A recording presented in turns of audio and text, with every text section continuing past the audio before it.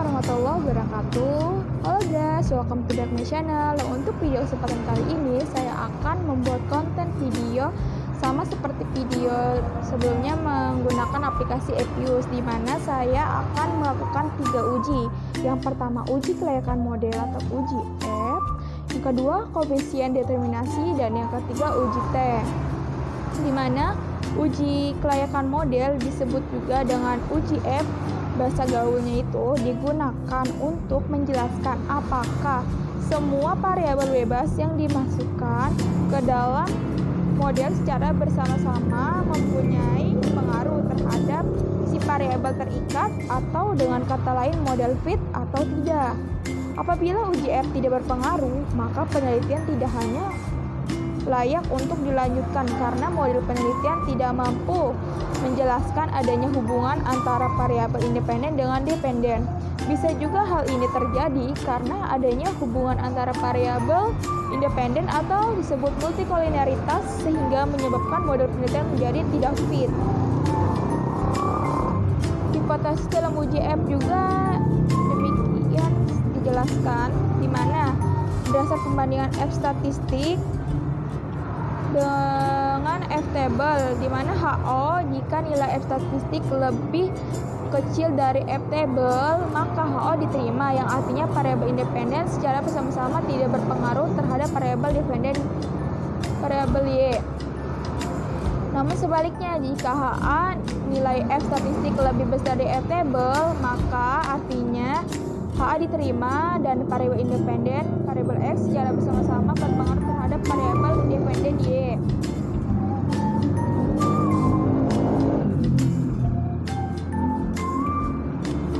Dan berikut berdasarkan probabilitasnya, di mana HO nilai probabilitas F statistiknya lebih besar dari alfa 0,05, dikatakan HO diterima, yang artinya variabel independen X secara bersama-sama tidak berpengaruh terhadap variabel dependen Y. Kemudian di mana HA jika nilai probabilitas F statistiknya lebih kecil dari alfa 0,05, maka H diterima, artinya variabel independen tersebut X secara bersama-sama berpengaruh terhadap variabel independen Y.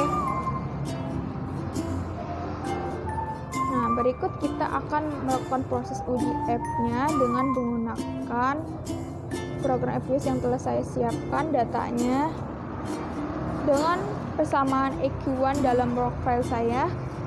Uji app ini bisa dilihat di sebelah kiri ya.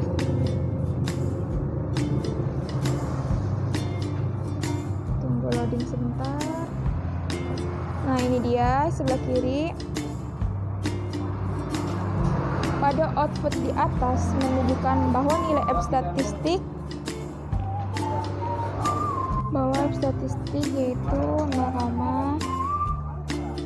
0,8141537, di mana lebih besar dari F table yaitu 2,45583, dan nilai probabilitasnya yaitu 0,1010,10074 lebih besar dari 0,05, maka dapat disimpulkan bahwa HA diterima.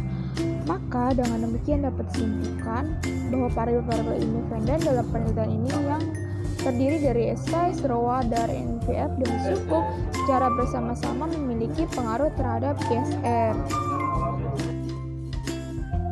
Yang kedua yaitu koefisien determinasi, di mana hasil koefisiensi determinasi menjelaskan seberapa jauh kemampuan model regresi dalam menerangkan variasi variabel bebas mempengaruhi variabel terikat. Semakin besar hasil R-squared akan semakin baik, karena hal ini mengidentifikasi semakin baik variabel independen dalam menjelaskan variabel dependen, di mana nilai R-squared berada antara 0 sampai 1 dengan penjelasan sebagai berikut. Nilai R-squared harus berkisar 0 sampai 1. Kedua, jika nilai R-squared sama dengan 1, berarti naik atau turunnya variabel terikat dia 100% dipengaruhi oleh variabel bebas X. Dan terakhir, jika nilai R-squared sama dengan 0, berarti tidak ada hubungan sama sekali antara variabel independen terhadap variabel.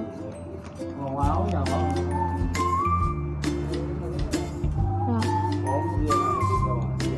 Berikut output proses adjusted R-squared atau koefisien determinasi, di mana pada tabel di atas menunjukkan bahwa nilai adjusted R-squared sebesar 0,464770, artinya bahwa variasi perubahan naik turun SR dapat dijelaskan oleh size, ROA, DAR, NVF, dan sukuk sebesar 49,2%, sementara sisanya yaitu sebesar 50,8% dijelaskan oleh variabel-variabelan yang tidak diteliti dalam penelitian ini.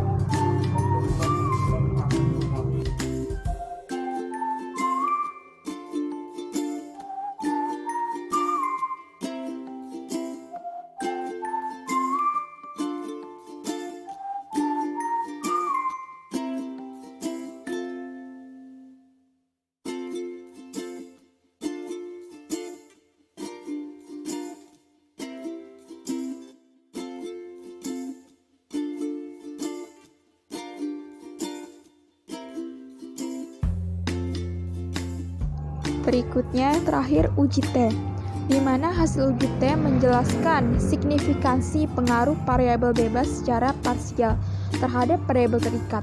Hipotesis dalam uji T adalah sebagai berikut. Berdasar pembandingan T statistik dengan T table, di mana HO jika nilai T statistik lebih kecil dari T table, maka HO diterima, yang artinya variabel independen X secara parsial tidak berpengaruh terhadap variabel dependen Y. Namun sebaliknya, jika AH nilai T statistiknya lebih besar dari T table, maka AH diterima, artinya variabel independen X secara parsial berpengaruh terhadap variabel dependen berdasarkan probabilitasnya, di mana AH jika nilai probabilitasnya lebih besar dari alfa 0,05, artinya diterima, yang artinya variabel independen secara parsial tidak berpengaruh terhadap variabel dependen. Demikian di mana HA jika nilai probabilitasnya lebih besar dari alfa 0,05, maka HA diterima, yang artinya variabel independen X secara parsial berpengaruh terhadap variabel dependen Y. Berikut output uji T dengan menggunakan program Fuse. Di sini kita bisa lihat di mana nilai T statistik ukuran perusahaan size sebesar 2,005424. Dengan demikian lebih kecil dari T table 2,02269 dan nilai probabilitasnya 0,0800 lebih kecil dari 0,05. Maka dapat disimpulkan bahwa variabel ukuran perusahaan size dalam penelitian ini memiliki pengaruh terhadap pengungkapan Islamic Social Reporting atau ISR. Nilai koefisiensi regresi variabel size sebesar 0,069. Hal ini menggambarkan bahwa variabel size berpengaruh positif terhadap ISR. Dengan demikian pula, setiap kenaikan satu satuan variabel size maka akan menaikkan level variabel ISR atau konstanta sama dengan 0,489 sebesar 0,069. Yang berikutnya nilai statistik ROA sebesar 0,20384 lebih besar dari lebih kecil dari T table, yaitu 2,02269 dan nilai probabilitasnya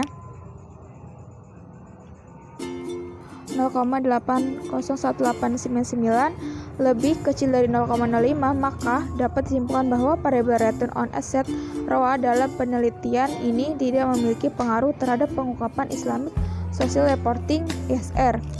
Dan yang ketiga, nilai statistik DAR sebesar 1,244803, di mana nilai DAR itu lebih kecil dari T table dan nilai probabilitasnya yaitu 0,22208 lebih kecil dari 0,05. Maka dapat disimpulkan bahwa variabel debt to asset ratio atau DAR dalam penelitian ini tidak memiliki pengaruh terhadap pengungkapan Islamic Social Reporting. Yang keempat, nilai tes statistik NVF sebesar 2,540843, di mana nilai NVF itu lebih kecil dari T-table dan nilai probabilitasnya 0,0152 lebih kecil dari 0,05, maka dapat disimpulkan bahwa variabel non-performing financing atau NPF dalam penelitian ini memiliki pengaruh terhadap pengungkapan Islamic Social Reporting atau disebut ISR, di mana nilai koefisien regresi variabel NPF sebesar 1,907.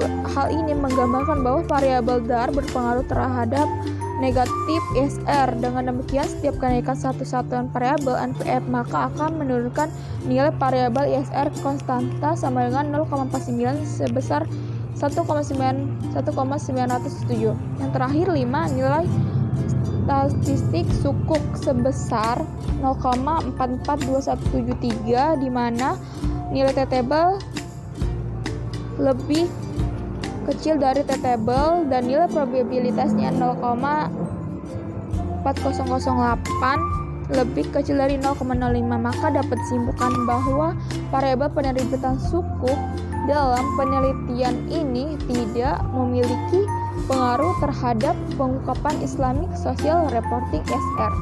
Demikian penjabaran dan tutorial bagaimana melakukan 3 uji. Yang pertama, uji kelayakan model uji F, yang kedua koefisien determinasi, dan yang terakhir uji T yang tadi sudah saya jelaskan. Semoga bermanfaat buat teman-teman dan tunggu konten selanjutnya. Jangan lupa di like, comment, dan subscribe dan share sebanyak mungkin. Semoga konten yang saya buat ini selalu bermanfaat untuk teman-teman sekalian, apalagi teman-teman yang sedang akan menghadapi semester atas ataupun yang masih menjadi mahasiswa baru. Terima kasih, saya akhiri. Wassalamualaikum warahmatullahi wabarakatuh.